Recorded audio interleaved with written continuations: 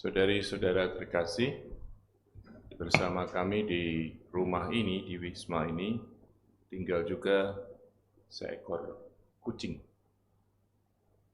Kalau dilihat sehari-hari, kita akan mengira kucing ini sangat menyayangi Bruder Basuki. Karena kalau kami duduk makan atau duduk berdoa di dalam, biasanya kucing ini kalau kata orang Jawa gelibet di kakinya Bruder Basuki. Tetapi lain kali kami bisa berubah pikiran dan mengira kucing ini lebih sayang lagi pada Bruder Diki. Karena kucing ini bukan hanya gelibet pada kakinya Bruder Diki, tapi kemanapun Bruder Diki, kucing ini mengikuti. Bahkan dengan berlari-lari. Saya jarang melihat kucing berlari kecuali ketika dia bermain. Ternyata selidik punya selidik, kucing ini mengikuti Bruder Diki dan juga Bruder Basuki karena diberi makan. Nah, kepada kami yang lain yang tidak suka memberi makanan kepadanya, ya dia cuek-cuek saja, dia biasa-biasa saja. Saudari-saudara terkasih, dalam hidup kita beriman, barangkali ada juga mentalitas seperti kucing ini.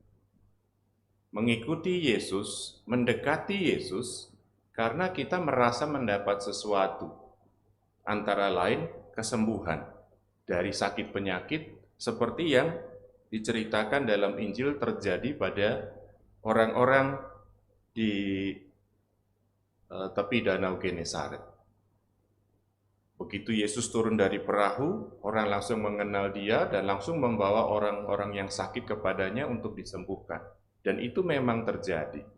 Karena Yesus memang punya kuasa dan kasih yang besar untuk bisa menyembuhkan kita.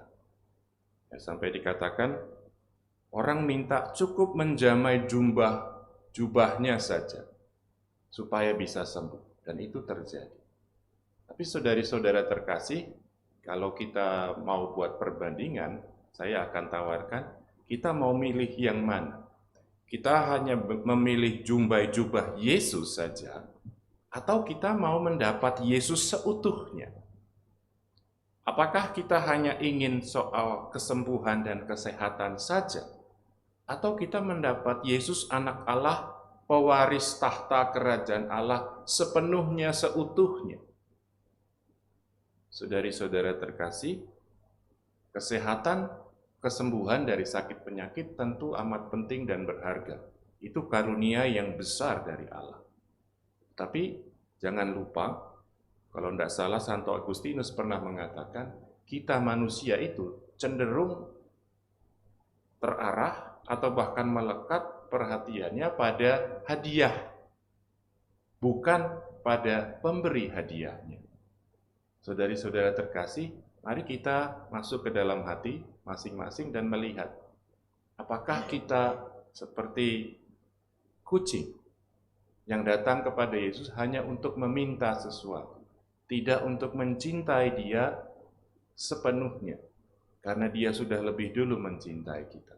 Apakah kita hanya mau mendapat karunia-karunia kecil saja, dan bukan sang pemberi, bukan sang sumber rahmat?